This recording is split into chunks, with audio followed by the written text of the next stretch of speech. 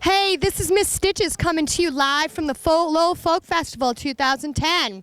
The magic's in the air, and we're here with Rosh Tub Robbie Phillips, and he's going to explain to us a little bit about the diddley bow. Yeah, the diddley bow is a traditional folk instrument found primarily in the southeastern United States, but actually it's found all over the world. There are single string, aka monochord instruments. This particular one that I'm holding is a bass, and I made it myself, and it operates like this.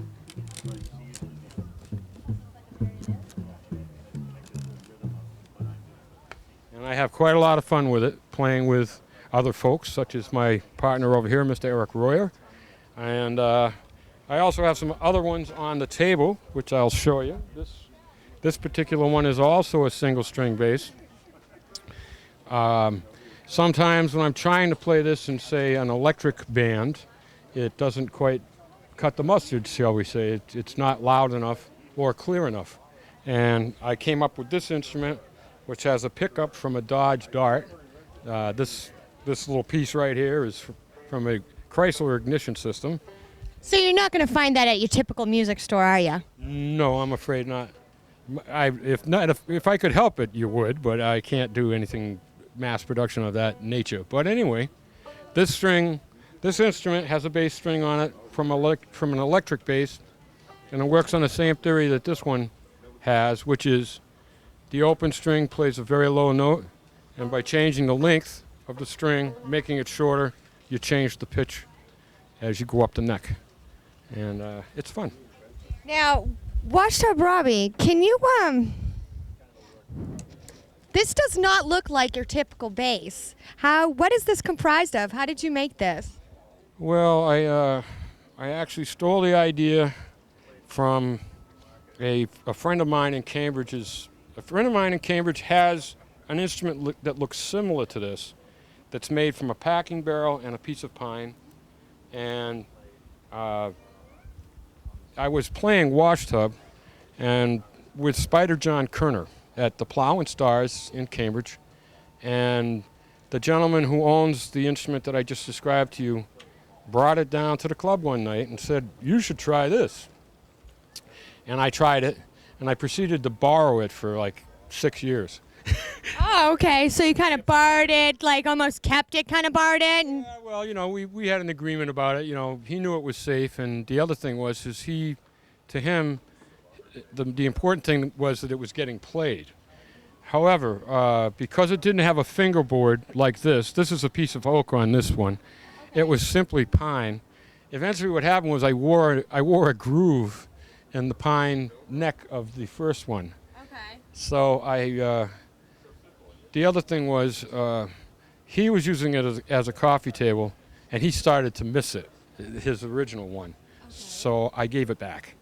And in the interim, I've built probably about 6 of these so far. And Really? Now, do you make them for your friends, or are you just making them for yourself to bring out to different venues? 3 of them were for me. They were experimental in nature. Mm-hmm. And the other 3, a couple of them were commissioned, and the other one was a gift that I made for someone. So, okay. Yeah. Okay. So that's pretty neat. So you got a barrel with a drum head, right? This is an old conga drum. Old conga drum. Okay. This is an old conga drum that I cut down, and the bottom section that came off I turned into a doombeck, which is another drum. And this, the rest of the stuff I made, with the exception of this rim, of course. The rim and the hardware are off of drum. Okay. I actually bought them on eBay, and yeah, it's basically. You did all the artwork yourself too? Yeah, the paint job and the pine wood diddley bow is that was created by Mr. Michael Hurley, who is a folk musician, a legendary folk musician, and he stayed at my house while he was in Boston recording a record. And after I had designed a few of these, they didn't really have a name. And one day at the breakfast table, he came with his watercolors and made me 3 copies of this label, hand painted them, which I've been duplicating ever since. So that's With the crackle paint. Yep. Okay. Well, you heard it. This is Miss Stitches coming to you with Washtub Robbie Phillips, live at the Lowell Folk Fest 2010. Hi, this is Miss Stitch coming to you from the Lowell Folk Fest 2010.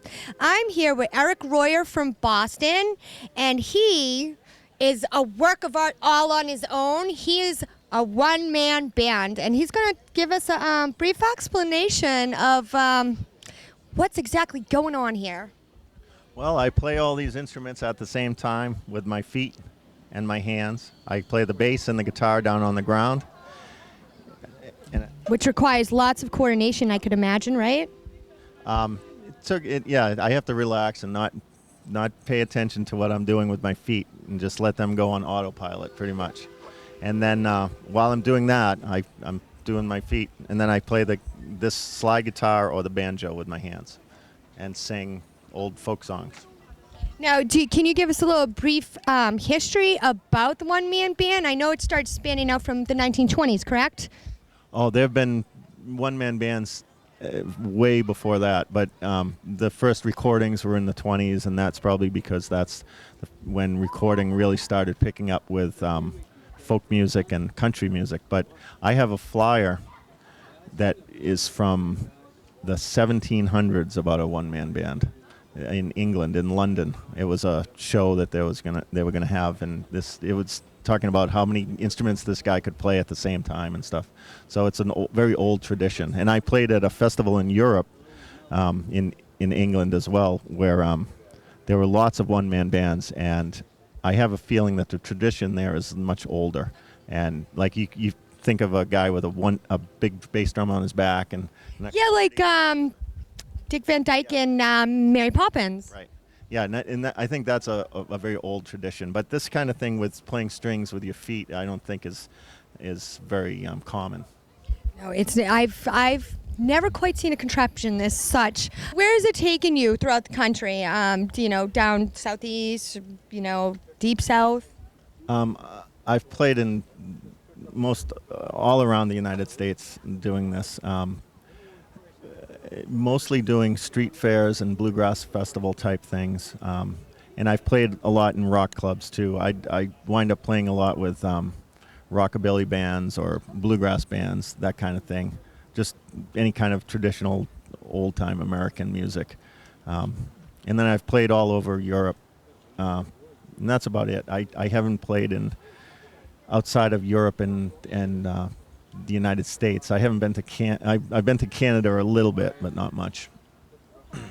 All right, well, you heard it. This is Eric Royer and Miss Stitches coming to you from the Lowell Folk Fest 2010. Windy corner of a dirty street. I asked him while he shined my shoes, how'd you keep from getting the blues? He grinned as raised his little head, popped the shoe shine rag, and then he said, get rhythm. When you get the blues, come on, get a rhythm. When you get the blues, it only costs a dime, just a nickel a shoe, does $1 million worth of good for you. Get a rhythm. When you get the blues, hey.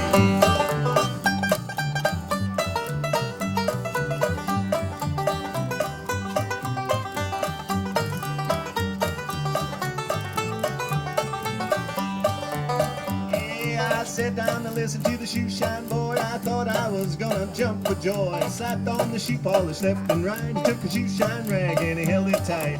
He stopped once to wipe the sweat away. I said, you naughty little boy to be working that way. Said I like it with a big wide grin. Kept on popping and he said again, get a rhythm. When you get the blues, come on, get a rhythm. When you get the blues, it only costs a dime, just a nickel a shoe, does $1 million worth of good for you. Get a